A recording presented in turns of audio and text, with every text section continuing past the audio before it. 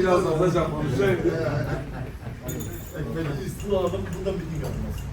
Bu mitingde bir inşallah esnaf. Şimdi Kapanması diye bir şehir gün burada gösteri olacak diye bir şey yok.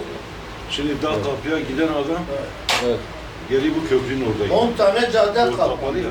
Yani orada asası olan var. Mesela bir Yani bu miting mağduriyetler yaratıyor. Tabii, tabii. Hem esnaf için hem halk için. çok büyük.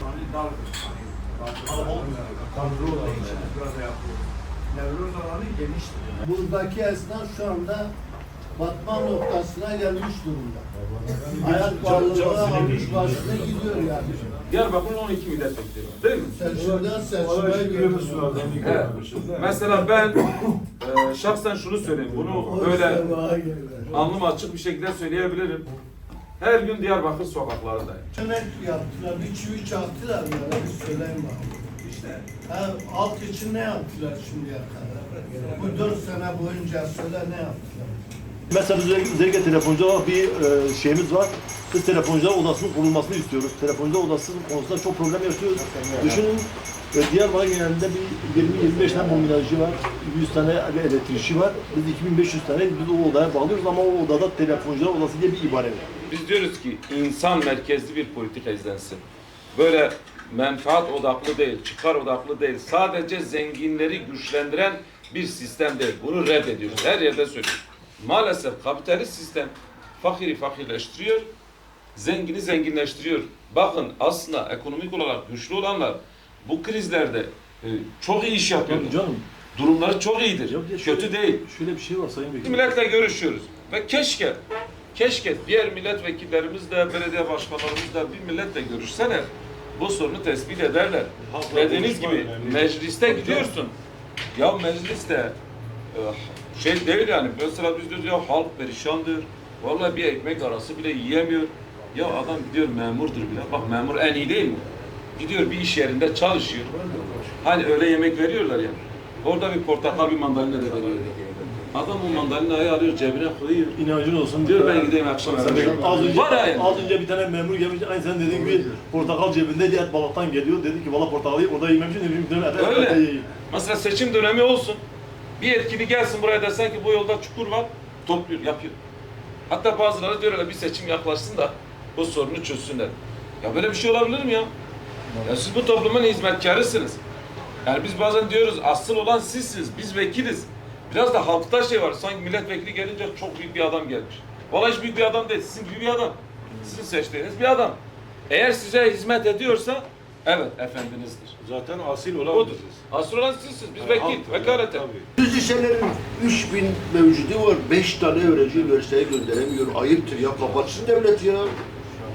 Diyarbakır Lisesi ya 2500 benim kızım öğrenciydi. 2500 tane orada öğrenci vardı. 5 tane üniversiteye öğrenci göndermedi. O da sıradan bölümler. İşletme, şu bu falan. O kadar sabah servisten geldiler öğretmenler maaş alır. Ya bunu bir şeye otursun. Teşekkür ediyorum. Ben siz milletvekilisin. Evet. Gelmişsin bizim cemaatin sorunlarına. Eyvallah. Ne mutlu sana. Allah razı olsun. Türk'ü, Kürd'ü, Laz'ı, Çerkez'i, Arap'ı bizim için hiç fark etmez. Hiçbir üstün değildir. Allah'ın peygamberi Hazreti Muhammed Aleyhisselatü Vesselam ırkçılığı ayağının altına almıştır. Biz ayakların altına alınan bir şey baştan etmeyiz. Kim ne yaparsa yapsın. Milletvekili. Bir daha bekleriz seni. İnşallah. Şimdi bu seferlik bu sayılmaz. Sayıldı da. Bir daha gel bir daha fazla çarp. Şimdi Mazhar tabi.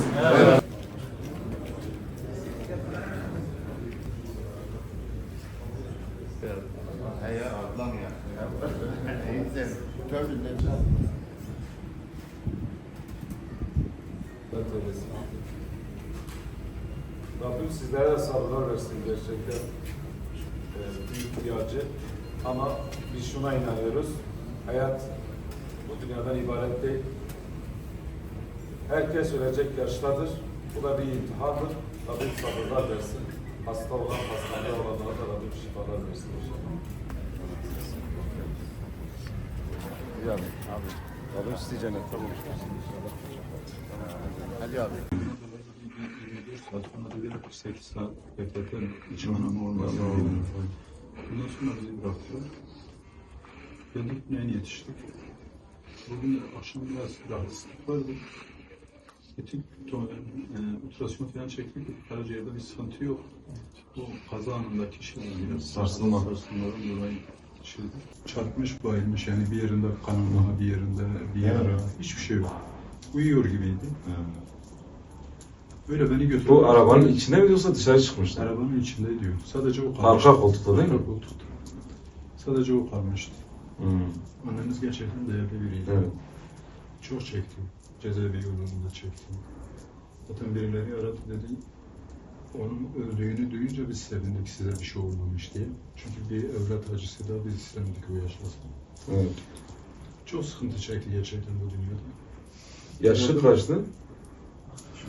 Şafi 70'e yakın. Ama ayaktaydı yani bir sonuç yok. Hayattaydı çok şükür. Bir şeker hastalığı vardı. Onun haricinde iyiydi. Şekerse çok bir şey olmuyor. Rabbim dediğim gibi onun orada yerini güzelleştirsin. Herkes ölümden kaçıyor ama öyle bir hakikattir ki ne yaşlı, ne genç, ne Müslüman, ne kafir hiç kimse de inkar edemiyor. Yani ölüm bir hakikattir. Hepimiz mutlak onu tadacağız. Ama tabii en önemlisi bizim umutlandıran ya da sevindiren Müslüman olarak ölmektir. Ben motordan da düşmüşüm. Ağrına gittikçe biraz şey oluyor. Süper inşallah geçer ben kısa zamanda. Allah hayırlı şifalar versin. Allah kılsın. Eyvallah. Hacı babam. Eyvallah. İnşallah cennette sizi buluştururuz. Sağ olun.